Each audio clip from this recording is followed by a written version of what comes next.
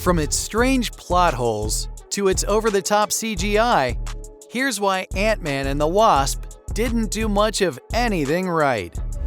Ant-Man and the Wasp Quantamania is the third installment of the Ant-Man saga, and more importantly, the first installment of the fifth phase of the MCU. What we have in store, you know that Ant-Man and the Wasp Quantamania kicks off Phase 5 on February 17th. That means fans were expecting a lot from this film. Phase 3 kicked off with Civil War, and Phase 4 kicked off with Spider-Man: Far From Home. Both of these films were huge hits. So of course, we all thought that Marvel had something amazing in store. Also, Phase 4 hasn't been the most impressive, so maybe this movie could be a fresh start. On both counts, fans left theaters feeling quite disappointed. So what went wrong? In general, it felt like the film was somewhat forced. It mainly happens in the quantum realm, which shouldn't be surprising, considering the previous films also play with the concept. However, the realms we saw in the three films were radically different places. In each film, there seems to be more stuff in the realm than in the previous one. I mean, in the first one, it's just like space, a big void full of nothing. In the second film, it's a colorful world where they can peacefully float and harvest energy. And in this film, it's just no holds barred.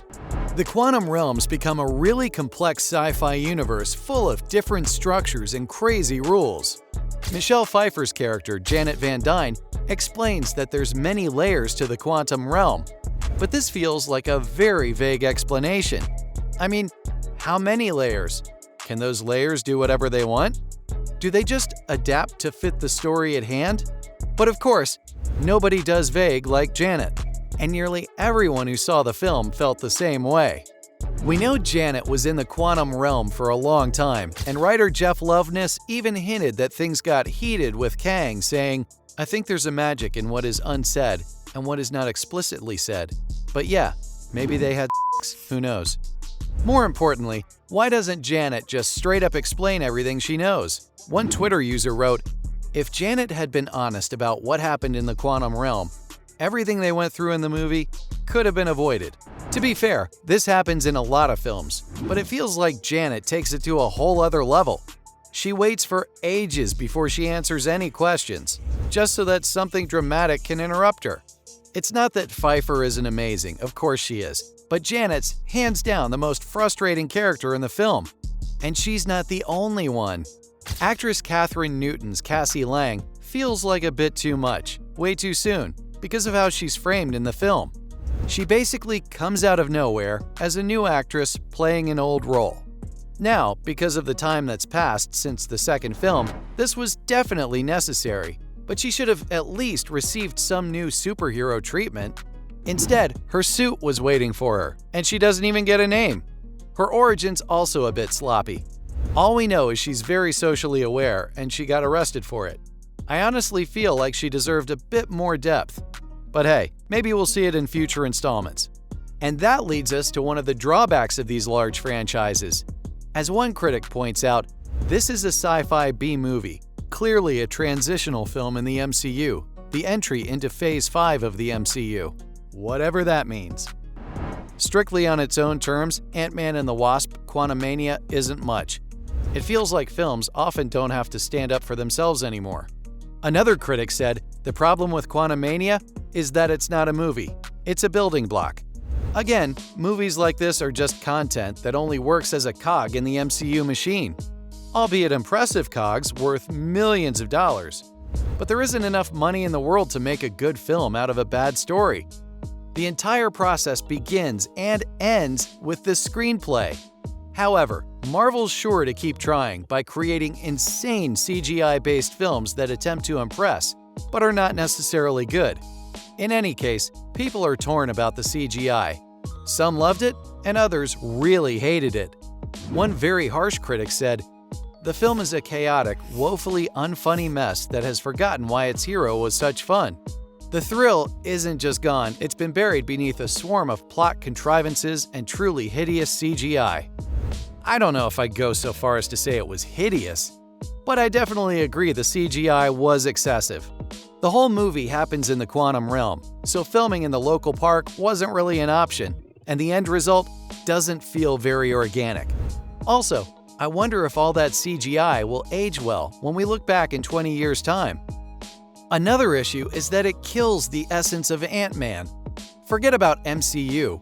Remember the other two films? They were simpler, wittier, and more exciting. This just feels like way too much.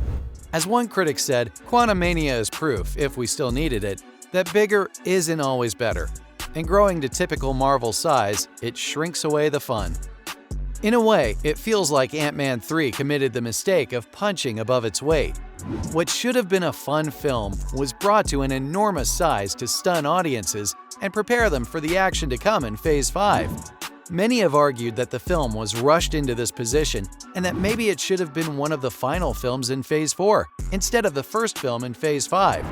However, the losses and delays caused by the pandemic have forced films like this to be completed in a hurry in order to get the larger universe of content rolling.